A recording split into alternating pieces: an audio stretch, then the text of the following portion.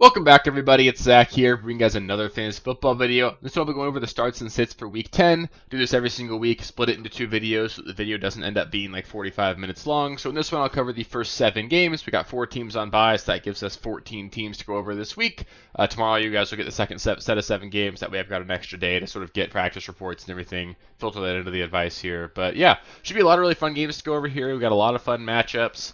Lots of fun start-sit questions, a lot of injuries we got to navigate and all that, so I'm here to help you guys out. If you guys do have any specific or start-sit questions, just let me know in the comments below. I love helping you guys out there. Do my best to give you guys as educated and well-informed of opinion as I can. So yeah, should be a lot of fun, and let's just get into it. Thanks, guys. Starting things out with the Ravens at the Bengals on Thursday Night Football. Should be an absolutely fantastic game. We saw them play just a few weeks ago in a game where the Ravens won in overtime 41-38. So if we can get anything like that, that would be absolutely fantastic. Honestly, we're starting everyone here. Lamar, Derrick Henry, Zay Flowers, and even Mark Andrews I think are must-starts here. Mark Andrews listed as a must-start for me because Isaiah Likely is inactive this week. It's going to be Mark Andrews will get pretty much all of the tight end looks, obviously. He's been good enough lately. I think he's got a good shot to score in this one, so he would be in my lineup. Deontay, he's a low-end flex. He's really the only question mark here for the Ravens. I'd prefer to sit him this week if I can. It is a plus matchup. It'll be interesting to see what his snap share is this week, but it really wasn't that high last week. Rashad Bateman was still on the field a lot. We need to see him sort of displace Rashad Bateman on the depth chart for me to really trust that, and I just need to see it before I trust that there. For the Bengals, T. Higgins will be inactive, so that just makes Joe Burrow, Jamar Chase, and Chase Brown basically all must-starts there. You're starting all of those guys. Mike Gesicki, a really solid streaming option. But other than that, I don't think I'm really looking at anything else. I think if you want to look at any of the wide receivers for Cincinnati, Yoshivas, okay option. Like, he's a low-end flex play for me. I hope you've got better options. Again, I said low-end flex option. This is a Thursday night game. Don't utilize your flex on Thursday if you're going to play Yoshivas or anybody for that matter. Make sure they're not in your flex spot. Give yourself that added flexibility later into the week. But Yoshivas, yeah, he's got a shot to score. Should be a high-scoring game. You could certainly do worse, but it just doesn't feel like an environment, a situation where I really want to trust him. It'll be nice to see what the Bengals do with Jermaine Burton. I don't imagine he'll be super involved. Maybe he'll be active this week after being a healthy scratch last week, but I wouldn't expect him just to come in here and be super involved this week. So I think it's Burrow, Chase, Brown. Got to be in lineups. Gesicki probably in lineups after what he did last week with the injury to Eric All. He'll be super involved, and then that's probably it for the Bengals. Next up, we got a game in Germany here between the Giants and the Panthers. That's right, it's in Germany, so set those alarm clocks. That starts at 6:30 a.m. Pacific time, 9:30 a.m. Eastern time. So make sure you got your lineup set Saturday night, or make sure you're going to be up before that game. The good news, if you forget, is there aren't very many fantasy relevant players in this game. We love exporting bad football overseas. So for the Giants, Malik Neighbors, Tyrone Tracy, they're great starts. You're starting both those guys. Really plus matchup against the Panthers. Really encouraging stuff from Tracy last week. We didn't know if he was going to play until Friday, and then he went out there and had 17 carries. Continued to look great. Obviously, this isn't the most high volume, high octane offense in New York, but Tracy's a workhorse basically in this offense. He's a good player. You're playing him and Neighbors, but nobody really else. Like Darius Slayton, desperation flex, same thing for Wan'Dale Robinson. If you're really, really desperate at quarterback, maybe Daniel Jones is a streaming option, but I don't want to do it. So really, it's going to be Neighbors and Tracy. For the Panthers, Chuba, he's a low-end RB2 for me. We are going to see Jonathan Brooks this week. They activated him today. Not sure how much we'll see of him, so I wouldn't be looking to play him. I think Chuba is still a low-end RB2 until we see Brooks come in and take over a lot of the work here. I think that in general, Brooks will probably just come in, operate on third down, sort of like Miles Sanders has. Just basically take that Miles Sanders role away from Sanders, and then we'll just see Chuba as close to what he's been so far this season. But really nobody else that I want to play for Carolina. The receiver is not good. We might see Adam Thielen back this week. Even if he's active, I'm not playing him. I would prefer Xavier Legette to Jalen Coker if I had to pick a Panthers wide receiver, but I don't want to play either of those guys if I can avoid it. The tight end Sanders, so not Miles Sanders. They do have two Sanderses on the offense. You can play him if you need to. It's not a bad matchup against New York, but I just prefer to look elsewhere. Not a game I expect to see a lot of points scored in, so I don't think the odds of him scoring are very high, and it's just not something that I really want to get involved in this week. Next, we got another kind of gross game here between the Patriots and the Bears. At least sort of fun, though. We get to see Drake May versus Caleb Williams, so hopefully that's a look into some future good quarterback play in the NFL. But for the Patriots, Ramondre should be in lineups there. Like, the Bears just showed last week that you can run on them. James Conner, Amari DeMarcado, and Trey Benson were all relatively effective last week. So Ramondre is a guy that needs to be in lineups this week. Probably nobody else for New England, though. The Bears are still an elite pass defense. The Patriots have not been an elite passing offense, so I don't want to play any of those guys. If you need to look at a guy like Hunter Henry as your tight end, maybe Demario Douglas is a desperation flex, you can, but I would prefer not to. This just isn't a matchup where I'd be streaming Drake May. For the Bears, DeAndre Swift, he's a solid start. You're definitely starting him. Not going to look at Caleb Williams or Cole Kmet this week. Kmet getting 0 points last week, hasn't been involved for a few weeks. I don't really want to trust that. And Caleb just hasn't looked good.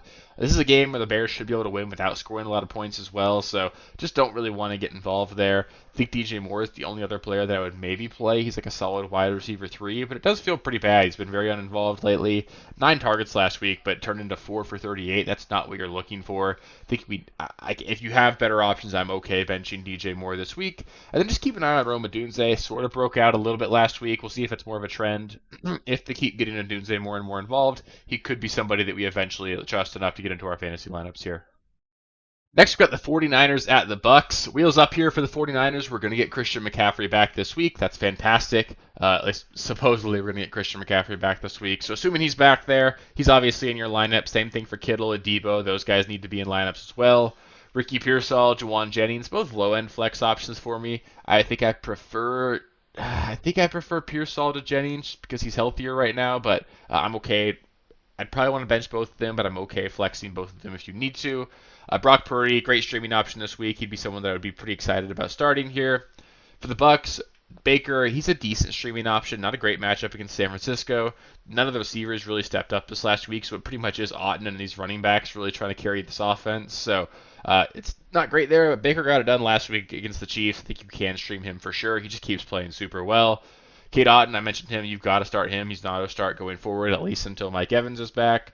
Rashad White, Bucky Irving, and both involved enough as pass catchers. You can play them as low-end RB plays, but you probably need a touchdown to be happy with either one of them, and I bet maybe one of them scores, probably not both, so don't expect a ton there. And I really wouldn't look to start any other Buccaneers. Jalen McMillan is like a low-end option if you need him, but dealing with an injury, not necessarily an established player, not someone that I want to trust. And I'm not going to go to guys like Jarrett or Palmer or Shepard. It's just going to be a crapshoot there. I don't know who to tell you to play, so I just prefer to play none of them there. Next up here, we got the Broncos at the Chiefs. Really just brutal setup here for Denver. The Chiefs are a fantastic defense. I just don't really want to play any Bronco in this one. So I'm okay benching every single one of them. If you have to play them, Javonte Williams, he's a low-end running back play. If you want some context, I would play both of the Tampa Bay running backs, so Bucky and Rashad White over Javonte. So that's sort of how I feel about him. He's behind both of those two. Cortland Sutton, he's a low-end flex play for me. Probably need to get lucky with a touchdown in this one. The Chiefs are really, really good at taking away the opposing team's number one option. Sutton is the clear number one option here for the Broncos, so don't really want to get involved there if I can avoid it. But he's a low-end flex play. He's played really well, so you could trust him if you need to. I'm not going to stream Bo Nix either this week. Just too bad of a matchup. For the Chiefs, Kareem Hunt, Travis Kelce, their auto starts every single week right now. Hopkins, I think he's a solid flex play. The matchup's not great, but it gets shadowed by Surtain. Obviously great last week, 2 touchdowns. Was against a much worse defense in Tampa Bay, though. I think Hopkins is a low-end flex play for me. I'd play him over Sutton if that helps, but he's not a guy that I view as like a must-start this week, even though he was a monster last week. And then probably not going to play Patrick Mahomes. I know he was great last week, but again, tougher matchup this week. Again, they'll probably be able to win without scoring a lot of points as well. This should be a game where the Chiefs just sort of get up, lean on the run game, get out of town with a win. So you don't need to play Mahomes this week either. Next here, we've got the Bills at the Colts. For the Bills, Josh Allen, he's a must-start every single week. I really do think we could see Josh Allen potentially elevate over the back half of the season and be that like top 2, top 1 quarterback that you drafted him to be. So excited about Josh Allen going forward here. James Cook, he's a rock-solid running back too. Not as excited about him as I used to be earlier on in the year. Ray Davis is getting annoyingly involved. Ty Johnson plays on third down a lot. So James Cook feels like a guy that you almost need to score a touchdown to be super excited with. And that's tough for a guy who, at least coming into the season, was really averse to scoring touchdowns. So I still like James Cook. You're starting him. It's a good matchup against the Colts. But I think he's more of like a fringe top 15 running back than a top 10, top 5 running back like he was early on in the year. Dalton Kincaid needs to be in lineups. This is a great matchup against the Colts, and the wide receiver room is super banged up, so you're playing Dalton Kincaid here. Khalil Shakir, he's the healthiest of the Bill wide receivers. Solid flex play, has been super efficient. He's playing really well. I think you can flex Shakir, especially in full PPR. And then Amari Cooper, Keon Coleman, both flex options as well. Both these guys are dealing with wrist injuries, actually, so I think they're both going to play, but it's just tough to know right now. Coleman seems like he's less likely to play this week than Cooper, so if one of them misses, I think I feel good playing the other.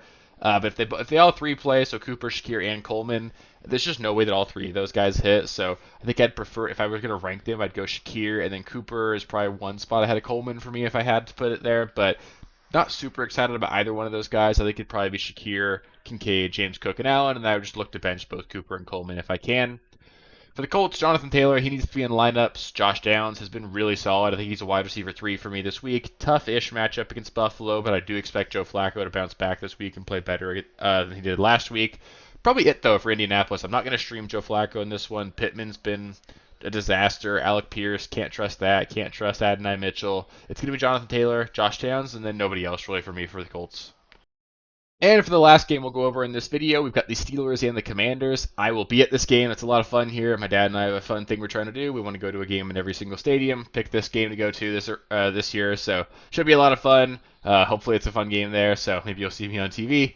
But regardless, Russ is a decent streaming option. I think he's played really well. They've had another week to sort of elevate himself, get healed. Maybe he'll run a little bit more 2 weeks further removed from that calf injury. They added Mike Williams to this offense. Not sure if he'll be active or super involved this week, but it does elevate the offense a little bit. Like, I bet he and Mike Williams will connect on a deep ball or two here and there. It does at least elevate the offense, even though I don't think Mike Williams is going to be fantasy relevant himself. So I think you can stream Russ if you want to. In one league, I have Russ and Kyler Murray. Kyler Murray, tough matchup against the Jets this week. I'm leaning towards starting Russ over Kyler.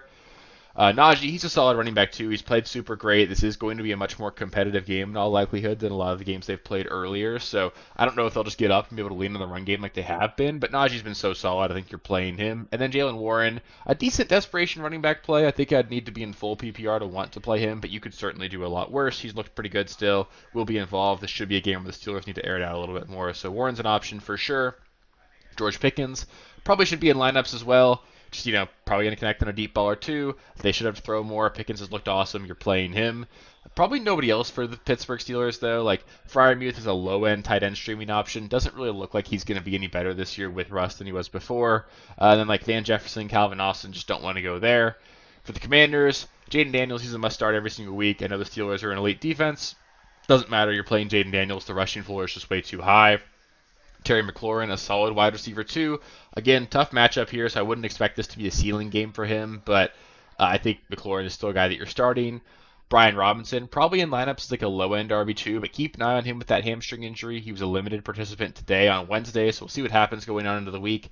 Was a limited participant all week last week as well. It's a hamstring injury. Those things can nag. If Robinson ended up missing this game, Eckler would be a really solid start as well. And then Zach Ertz, I think he's a solid streaming option. Like, he's Zach Ertz. He goes out there and catches 4 passes for 40 yards every week. You got a decent shot to score. I think you can stream Zach Ertz, but it's not something that I'd be excited about either.